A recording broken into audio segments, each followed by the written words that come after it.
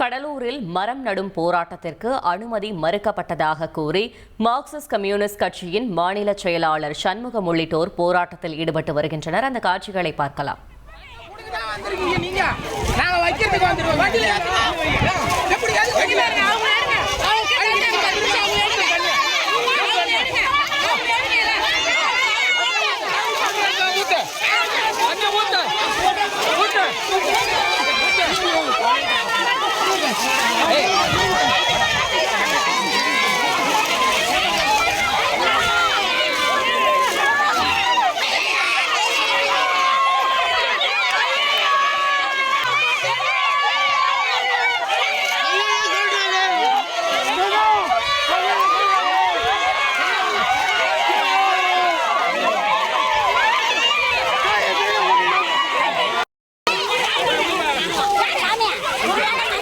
Sir, என்னோட resignation. எதுக்கு? நானே ஜாப்ஸ் உருவாக்கி பாஸ் ஆகலாம்னு இருக்கேன். எப்படி? பாஸ்வாலா. Be the boss. இது குறித்த கூடுதல் தகவலை செய்தியாளர் தேவநாதன் வழங்கிட கேட்கலாம். தேவநாதன், வணக்கம். இது தொடர்பான கள தகவல்கள்.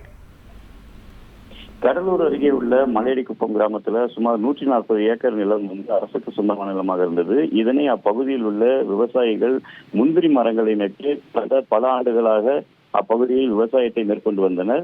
இந்த நிலையில் அந்த நிலத்தினை கையகப்படுத்துவதற்காக அரசு கடந்த 2 மாதங்களுக்கு முன்பு அப்பகுதியில் உள்ள விவசாயிகளுக்கு நோட்டீஸ் வழங்கியது. அதற்கு விவசாயிகள் எதிர்ப்பு தெரிவித்த நிலையிலும் அங்கிருந்த முந்திரி மரங்கள் அனைத்தும் அழிக்கப்பட்டு தற்போது முழுமையாக அந்த பகுதி அரசின் கட்டுப்பாட்டிற்கு கொண்டு வரப்பட்டிருக்கிறது. இருந்தாலும் இப்பகுதியின் விவசாயிகளின் நலனை கருத்தில் கொண்டு அந்த இடத்தினை மீண்டும் விவசாயிகளிடம் ஒப்படைக்க வேண்டும் என்ற கோரிக்கையை முன்வைத்து இன்று மார்க்சிஸ்ட் கம்யூனிஸ்ட் கட்சியின் சார்பில் அதன் மாநில செயலாளர் சண்முகம் தலைமையில அப்பகுதியில முந்திரி மரம் நடும் போராட்டம் அறிவிச்சிருந்தாங்க. அதற்காக அவர்கள் அப்பகுதிக்கு வந்தபோது காவல்துறையினர் அவர்களை தடுத்து நிறுத்தினார்கள். அதனைத் தொடர்ந்து காவல்துறையினருக்கு எதிராக அவர்கள் அந்த பகுதியிலேயே தரையில் அமர்ந்து போராட்டத்தில் ஈடுபட்டனர்.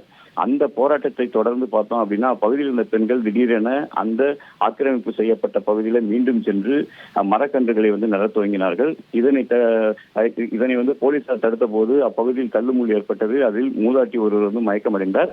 இந்த நிலையில பார்த்தோம் அப்படின்னா அப்பகுதியில் தொடர்ந்து போராட்டத்தில் ஈடுபட்ட அனைவரையும் தற்போது போலீசார் கைது செய்திருக்கிறார்கள். மார்க்சிஸ்ட் கம்யூனிஸ்ட் கட்சியுடைய மாநில செயலாளர் சண்முகம் உள்ளிட்ட 100க்கும் மேற்பட்டோர் தற்போது கைது செய்யப்பட்டிருக்காங்க.